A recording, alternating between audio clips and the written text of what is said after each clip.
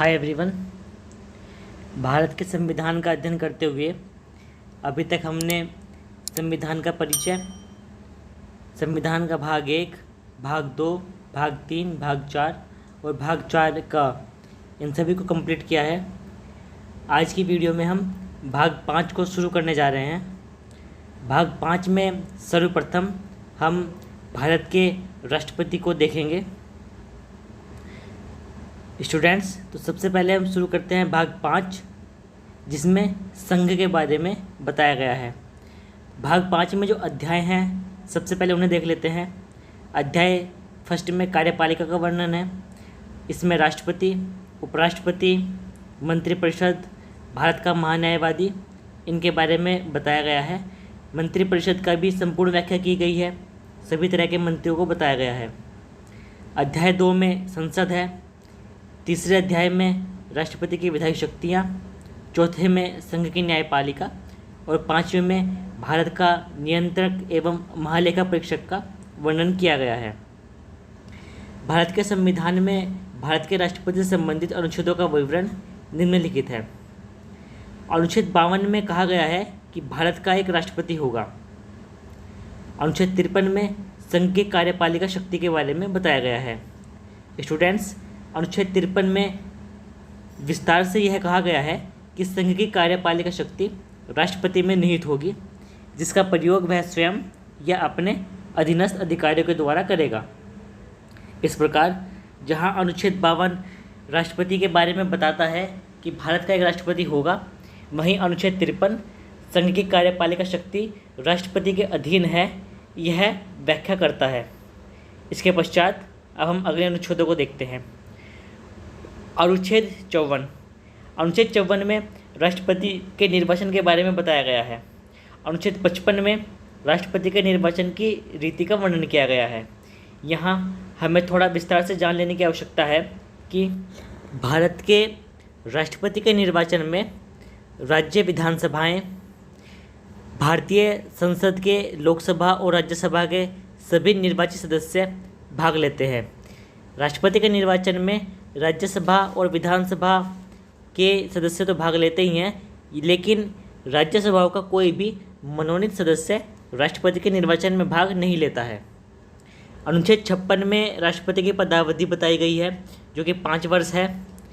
और अनुच्छेद 57 में यह बताया गया है कि राष्ट्रपति पुनर्निर्वाचन के लिए पात्र होता है, अर्थात कोई व्यक्ति भारत में कितनी भी बार राष्ट्रपति बन सकता है और एक बार में 5 वर्ष का कार्यकाल निर्धारित किया गया है।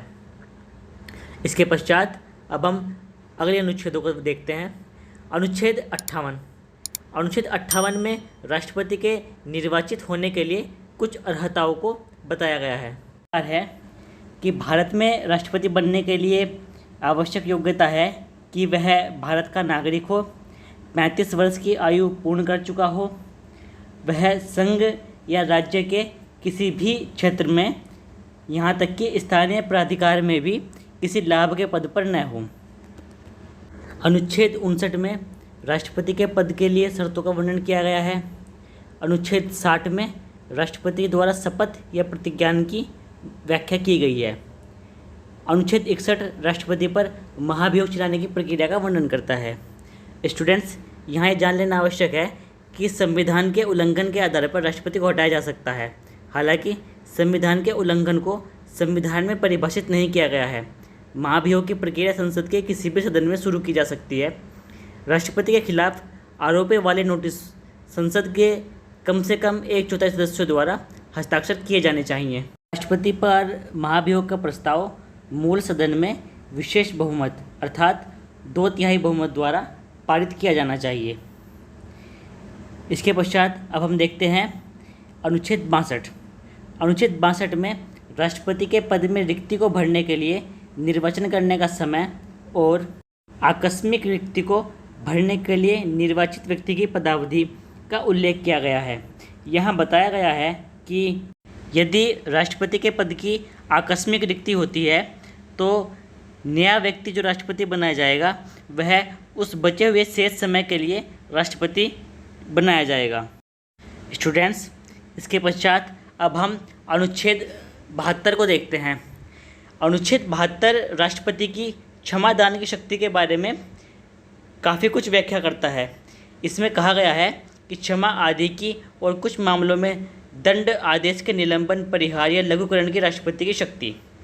इस अनुच्छेद में राष्ट्रपति को क्षमा दान करने के संबंध में 5 प्रकार के तथ्यों का उल्लेख किया गया है। सर्वप्रथम क्षमा। क्षमा से तात्पर्य है कि राष्ट्रपति किसी भी अपराध के लिए किसी भी व्यक्ति को पूर्णतः क्षमा कर सकता है और उसके पश्चात उस व्यक्ति को किसी भी तरह के दंड का भागी नहीं बनाया जाएगा। दूसरा है लघुकरण। लघुकरण से तात्पर्य है कि जो सज़ा का प्रावधान न्यायालय ने किया है, राष्ट्रपति उस सज़ा की प्रकृति को कम करके दोषी व्यक्ति को राहत पहुंचा सकता है। जैसे मृत्युदंड को आजीवन कारावास में बदल देना, आजीवन कारावास को कम अवधि का कर देना, कठोर एवं शारीरिक श्रम के साथ कारावास को सामान्य शारीरिक श्रम के साथ कारावास में परिवर्तित कर देना इत्यादि। परिहार से तात्पर्य है कि जब राष्ट्रपति इस शक्ति का प्रयोग करता है तब सज़ा की अवधि को कम किया जाता है। जैसे 5 साल की सज़ा को कम करके 3 साल कर देना, 4 साल की सज़ा को कम करके 2 साल कर देना इत्यादि।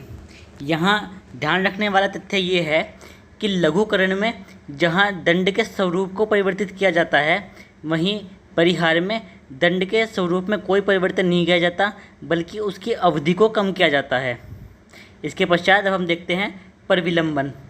परविलंबन से तात्पर्य है कि दोषी व्यक्ति को अपनी सज़ा को कम करने हेतु याचिका, प्रतिवेदन इत्यादि के लिए कुछ समय का मुहैया कराया जाना।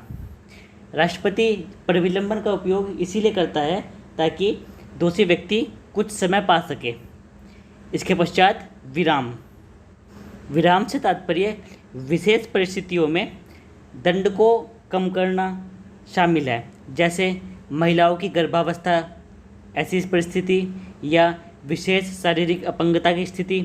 ऐसे में राष्ट्रपति मूल रूप से दी गई सज़ा को कम कर देता है। ये हैं शक्तियाँ, राष्ट्रपति की क्षमादान की शक्तियाँ कहलाती हैं। इसके पश्चात अब हम देखते हैं कि भारत में राष्ट्रपति राज्यसभा में कुछ सदस्यों को मनोनीत भी करता है। यह प्रावधान अनुच्छेद 80 में वर्णित है।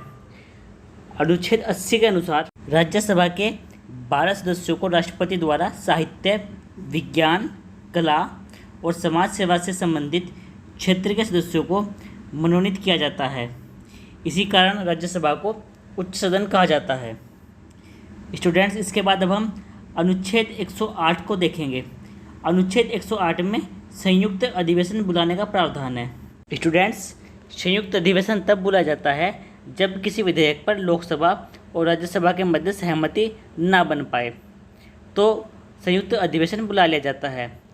अब तक केवल 3 संयुक्त बैठकों का आयोजन किया गया है। प्रथम संयुक्त बैठक 1961 में दहेज निषेध विधेयक 1959 के मामले में बुलाया गया था। इसके पश्चात दूसरी संयुक्त बैठक का प्रावधान किया गया था जब 1978 ईस्वी में बैंकिंग सेवा आयोग निरसन विधेयक लाया गया। यह 1977 के मामले में किया गया था। उसके पश्चात तीसरी संयुक्त बैठक का आयोजन तब किया गया जब आतंकवाद निरोधक विधेयक 2002 में लाया गया था। यह विधेयक अटल बिहारी सरकार के कार्यकाल के दौरान लाया गया था। इसके अतिरिक्त अभी तक और कोई संयुक्त अधिवेशन नहीं हुआ है। अब हम राष्ट्रपति की वीटो शक्तियों को देख लेते हैं। भारत में राष्ट्रपति के पास 3 प्रकार की वीटो शक्तियां हैं। एक निलंबनकारी वीटो, जेबी वीटो या पॉकेट वीटो और आत्यांतिक वीटो। स्टूडेंट्स, अब हम एक एक करके इन वीटो के बारे में जानने की कोशिश करते हैं। निलंबनकारी वीटो का प्रयोग राष्ट्रपति तब करता है जब वह किसी विधेयक को संसद के पुनर्विचार हेतु लौटाता है। जेबी वीटो या पॉकेट वीटो का प्रयोग राष्ट्रपति तब करता है जब वह किसी विधेयक पर न तो सहमति देता है, न अस्वीकृत करता है और न लौटाता ही है, परंतु एक अनिश्चित काल के लिए विधेयक को लंबित कर देता है। ऐसा वीटो पॉकेट वीटो कहलाता है। आत्यांतिक वीटो का प्रयोग राष्ट्रपति तब करता है जब वह संसद के पारित किसी विधेयक को अपने पास सुरक्षित रख लेता है और इस प्रकार वह विधेयक समाप्त हो जाता है। हालांकि यहाँ यह जानने योग्य है कि संविधान संशोधन के संबंध में राष्ट्रपति के पास कोई वीटो शक्ति नहीं है। संविधान संशोधनों को राष्ट्रपति को स्वीकृति देनी ही होती है। अब हम देखते हैं अनुच्छेद 123। अनुच्छेद 123 में राष्ट्रपति की अध्यादेश बनाने की शक्ति का विधान है। अध्यादेश बनाने की शक्ति बिल्कुल उसी प्रकार कार्य करती है जिस प्रकार संसद के द्वारा पारित कोई अधिनियम। लेकिन राष्ट्रपति अध्यादेश तभी जारी कर सकता है जब संसद का कोई एक सदन कार्य न कर रहा हो और ऐसी परिस्थिति उत्पन्न हो गई हो जिसके लिए कानून बनाना अनिवार्य हो। ऐसी स्थिति में ही अनुच्छेद 123 के अनुसार राष्ट्रपति अध्यादेश बना सकता है। अनुच्छेद 143 में राष्ट्रपति को उच्चतम न्यायालय से परामर्श करने की शक्ति प्रदान की गई है।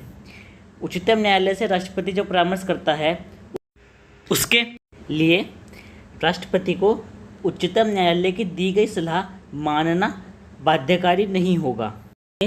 हम राष्ट्रपति के आपातकालीन शक्तियों को देख लेते हैं। भारतीय संविधान में राष्ट्रपति को आपातकालीन परिस्थितियों में कुछ शक्तियां दी गई हैं। भारतीय संविधान के अनुसार अनुच्छेद 352 के आधार पर राष्ट्रीय आपातकाल की घोषणा की जाती है। राष्ट्रीय आपातकाल की घोषणा तब की जाती है जब देश के भीतर सशस्त्र विद्रोह हो रहा हो या कोई बाह्य आक्रमण भारत देश के ऊपर हो गया हो अथवा देश युद्धरत हो। ऐसी स्थिति में राष्ट्रीय आपातकाल लगाया जा सकता है।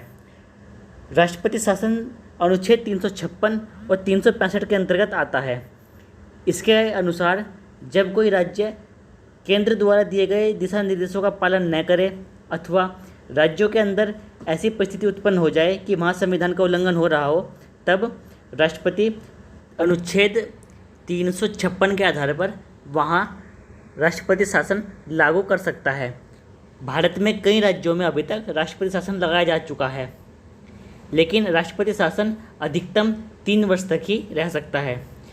अनुच्छेद 360 के अनुसार वित्तीय आपातकाल की घोषणा की जा सकती है। वित्तीय आपातकाल तब लगाया जा सकता है जब देश में वित्तीय स्थिति डगमगा गई हो। कहा जाता है 1991 में वित्तीय आपातकाल लगाने की परिस्थिति थी, लेकिन वित्तीय आपातकाल देश में नहीं लागू किया गया। अभी तक भारत में एक बार भी वित्तीय आपातकाल लागू नहीं किया गया है। स्टूडेंट्स, अब हम देखते हैं कि भारत के राष्ट्रपति द्वारा भारत में वो कौन कौन से विशिष्ट पदाधिकारी हैं जिनकी नियुक्तियां की जाती हैं। राष्ट्रपति भारत में निम्नलिखित पदाधिकारियों की नियुक्ति कर सकते हैं। इनमें एक हैं भारत के नियंत्रक एवं महालेखा परीक्षक, जिन्हें CAG कहा जाता है। इनकी नियुक्ति भारत के राष्ट्रपति द्वारा की जाती है। इनके अतिरिक्त भारत के निर्वाचन आयुक्त की नियुक्ति एवं निर्वाचन आयुक्त की नियुक्ति के साथ साथ ही अन्य निर्वाचन आयुक्तों की नियुक्ति भी राष्ट्रपति के द्वारा ही की जाती है।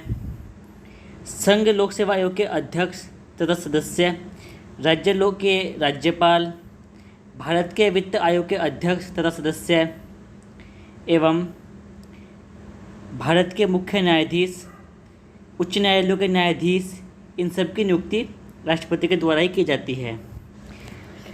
स्टूडेंट्स, इन प्राधिकारियों के साथ साथ भारत के जो महत्वपूर्ण आयोग हैं, जैसे राष्ट्रीय पिछड़ा वर्ग आयोग, राष्ट्रीय अनुसूचित जाति आयोग, राष्ट्रीय अनुसूचित जनजाति आयोग, इनके अध्यक्षों की नियुक्ति भी राष्ट्रपति के द्वारा ही की जाती है। स्टूडेंट्स, तो आज की वीडियो में बस इतना ही। वीडियो अच्छी लगी हो तो प्लीज़ लाइक, शेयर और सब्सक्राइब कीजिए। आगे आने वाली वीडियो में हम आप लोगों के लिए उपराष्ट्रपति के बारे में महत्वपूर्ण तथ्यों को लेके आएंगे। Thank you.